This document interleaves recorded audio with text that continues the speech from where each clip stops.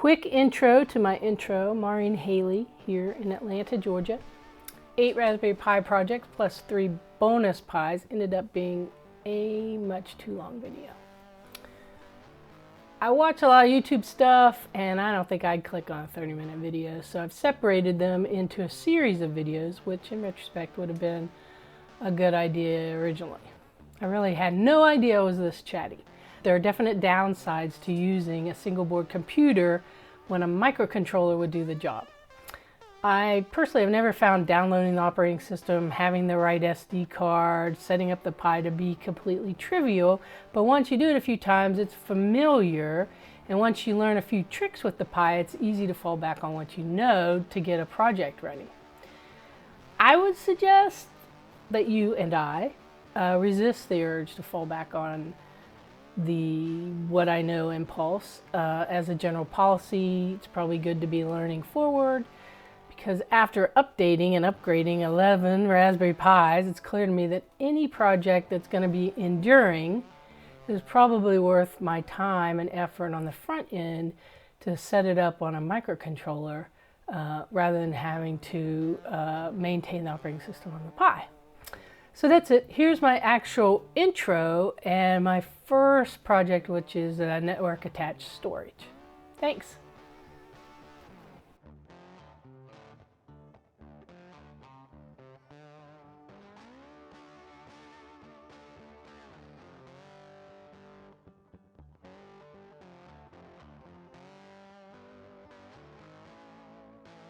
Hey, Maureen Haley here in Atlanta, Georgia. And I was just setting up another Raspberry Pi Zero W project on my home network, and I realized that I have a lot of Raspberry Pis on my home network. And at first I felt a little bit sheepish about that and thought our system admin here at the old home network is kind of slack. But then I realized, hey, I'm a hobbyist, maker, DIYer, and I have a bunch of projects that are actually functioning and kind of nice life hacks, and I thought I would share them. You know, if you are a hobbyist like me, actually completing a project is a pretty big deal. So here are 8 Raspberry Pi projects that I actually have running on my home network.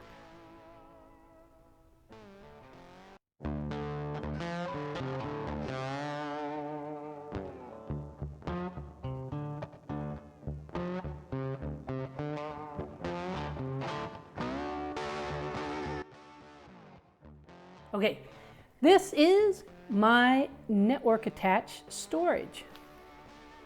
Not technically a NAS, or maybe technically a NAS, but it's still a network attached storage. The motivation for this is that little feeling in the back of your mind that you probably should at some point back up your hard drive. I bought this big 5 terabyte hard drive on sale at Costco one year, and found out that when I was doing some video editing for our Makerspace, decaturmakers.org, that there's some limitations to a big hard drive that doesn't have power. And my limitations were that it was cluttering up my workspace, and I always had to have it. If I went somewhere with my laptop, I was carrying it around. So I wanted to get this big storage device off of my desk.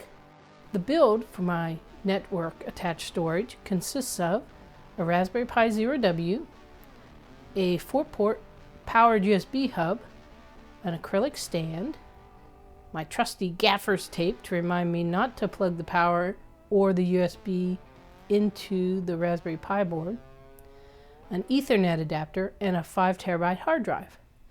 The software, I think, is a Samba server, and the drive is set up as an external drive. I use Windows 10 backup and a program called Second Copies. Got this little board from the Makerspot. I'll put a link below. And basically what it is like a raw powered USB port. The Raspberry Pi Zero W uses or has available a mini USB port, but this allows me to have 4 regular size USB ports. It also powers it separately from the Pi, and the Pi then is powered through little pogo pins on the that come from the USB board. the little acrylic stand. Probably I could have cut out some acrylic myself, but I liked it, and I got it also at the Makerspot when I ordered the board.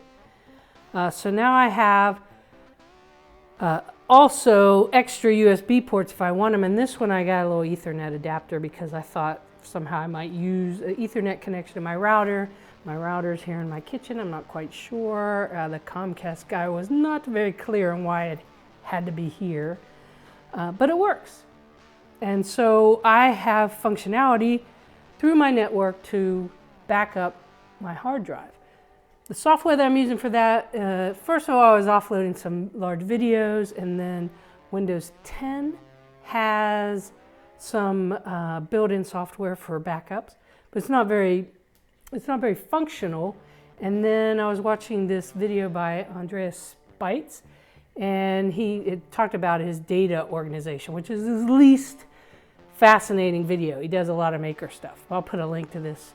He mentioned some software called Second Copy, which is kind of legacy software, but it means it's not supported, but it does have a forum and there's some YouTube videos showing how to use it.